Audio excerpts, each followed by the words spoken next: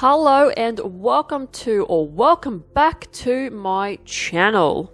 It is Inktober 2023, and just before I get into the video, I am a horror artist, and if you like to watch scary facts, conspiracies, alien drawings, as well as facts and all that sort of stuff that go with it, true crime, any of that sort of stuff, my channel might be for you. Go check out the rest of my other videos. You know, it's some shameless self-promotion right before we get stuck into the first prompt of Inktober 2023, which is dream. Now I'm going to give you some facts. Could be some scary facts if you interpret it that way, but I'm going to give you some facts either way on dreams. So apparently when you dream, you are paralyzed. So this means that your brain becomes more active, muscles are more relaxed, and your voluntary muscles become immobilized.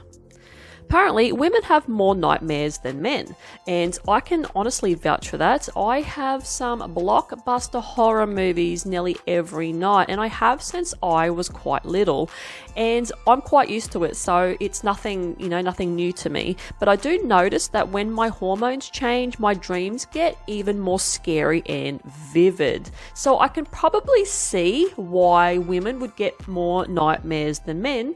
Maybe because it could be triggered by hormones. Apparently, people tend to be victims in their dreams more than the warrior. And I must admit, I do have a lot of dreams where I'm being chased, stabbed, shot, attacked, and I'm running and or hiding for my life. Apparently, 60% of people do not remember their dreams. I remember nearly all of mine in great detail too. Then they also reckon that 90% of people forget their dreams 10 minutes after they wake up. But nah, not me. My dreams can linger with me all day, and if it's pretty intense, sometimes my dreams can linger with me for days afterwards. I can't stop thinking about them because they were either crazy or, yeah. Dreams are mostly negative, and yep, mine are. It's very rare that I have a nice dream, and if my dream is nice, there is always still something sinister going on, and it does rear its ugly head eventually. So apparently, 12% of people dream in black and white. I must admit, I've never dreamed in black and white. I've always had dreams in colour. I see everything in colour in my dreams. So let me know if you have ever dreamt in black and white. So longer dreams happen in the morning hours. And yep, I must admit, yeah, if I'm going to have a dream, it's going to be huge and it's going to be massive. It's usually a morning dream. And finally, most of our dreams are influenced by the day's events, and your feelings come out in your dreams. And that's true. That is very, very true. All you have to do is think back to a dream, and your feelings, either of what you're feeling that current moment, will come out in your dreams even stronger, or what that day's event brought you. Yeah, you'll tend to have a dream like that. I've never had a dream about something that I've seen or witnessed in the everyday. My dreams are just, I don't know, I swear to God, I tap into a darker force that is just got nothing to do with anything in my own life. Now, I'll give you a funny story. My partner, he has nightmares only when he watches scary things. Now, he actually screams in his sleep, and I have to wake him up to stop him from screaming. I can watch anything scary, it doesn't affect me at all. And to be completely honest with you, the more scarier I watch something, the better my sleep. If I actually watch something pleasant, I tend to have a bad night's sleep, or tend to have even more intense nightmares. Well, they're just dreams for me, but yeah, for anyone else that would actually witness my dreams, yeah, they're like nightmares. So the illustration that I did for this prompt was actually a dream that I had, and it sort of triggered me to draw this one because it was only a recent one I had, and it was really, really weird. I was in a shop and you had to be plugged into a machine with a mask on to breathe, to make music play for some reason. I have no idea, but I just remember sticking this thing into my mouth and I was controlling this device via my breath. So that's why I drew this, because there's a mask on this chick, and the trees growing out of the top of the head and the bottom. This is just all a vision that came to me when I wanted to draw something for this prompt. So yeah, there's an element of my dreams, and then there's elements of just stuff that came to me as I started drawing that particular dream. So anyway, hopefully you like my little fun facts of dreams, and I will let you watch the rest of this prompt, and I will meet back up with you in the second prompt for today.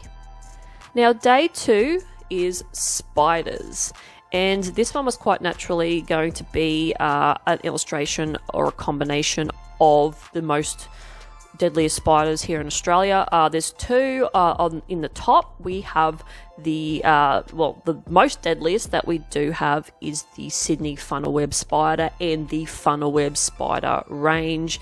They are Australia's deadliest spiders. Now, these little bastards are just 1.5 to 3.5 centimeters big, but their fangs are bigger than a brown snake, which is Australia's second deadliest snake. So yeah, put that into perspective into your brain. This spider has a lot of power and can pierce through your toenail.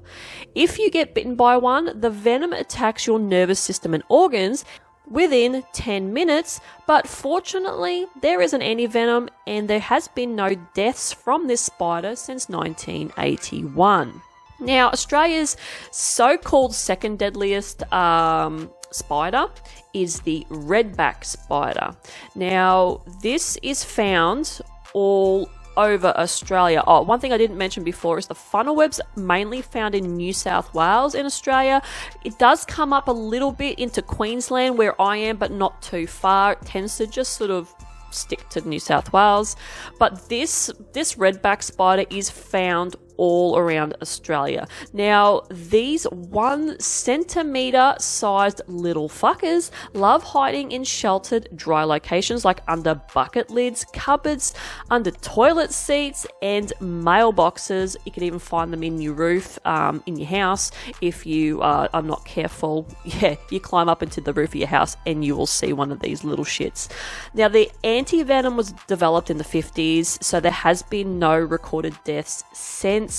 But these spiders have a very distinct red line on their abdomen, and their fangs are very, very small, so some bites just don't even penetrate our skin. So this is why a lot of cases, in a lot of cases, this spider is not very deadly in that respect, but if it does bite you, you can get quite sick.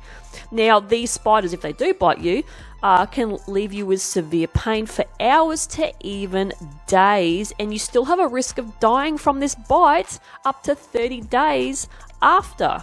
But you can survive a bite from this spider without treatment if you're lucky and if you're not a child. Now, the vision I had for this illustration for this prompt spiders, I wanted to do some sort of I had this bubbly sort of vision in my head for one of the spiders, and then the other spider has a little bit of the bubbly on him as well, but I wanted this big spider with this abdomen that's got this big disgusting eye in it, and he's kind of like in this defensive pose, stabbing this creature that's got no arms with all these tentacles, and the other smaller spider kind of represents the redback, and then the other spider represents the funnel web, and they're just attacking this poor creature, and they're just like trying to dismantle it and rip it to pieces and kill it and eat it, basically. So yeah. Now, I know in my supplies video, I didn't mention that I was going to be using the Gunze Tumbe Starry colours, which you'll see in the first illustration with that gold around it, those gold colours, that palette. I have decided to use that, and I have decided that I'm not going to use the colored inks that I mentioned in that supplies video. So yeah, that's how I'm going to be doing a lot of this, and I'm just going to be doing everything in black and white just to keep it as simple as possible. These illustrations, because there's 31 of them, I like to try and keep them as simple as I can, but I try to keep them as interesting as I can, and I'm hoping that I'm going to do that. Although I feel as though I haven't started off very strong. I don't know about the illustrations. I'm sort of like, I could have done better, but yeah, it's I'm just warming up. I'm hoping I'm going to improve as I go along, because every time I start Inktober, I always feel as though I'm just so rusty at using black and white media. I just want to try and draw things that I don't usually draw and get through the 31 days. Hopefully you enjoyed this first video of me including 2 illustrations in this one, because of the fact that see, I'm in Australia. I am a day ahead anyway, but I decided to do the 2 illustrations because I just didn't want to do one for today. That's, you know, to me that's a little bit boring. I included day 1 and 2 prompts, and yeah, then my next one is going to be on Thursday, which will include day 3, 4, and 5. Anyway, I am out of here. If you like this kind of content, like and subscribe. Dislike it, I couldn't care less. And I will see you guys in the next one. Bye.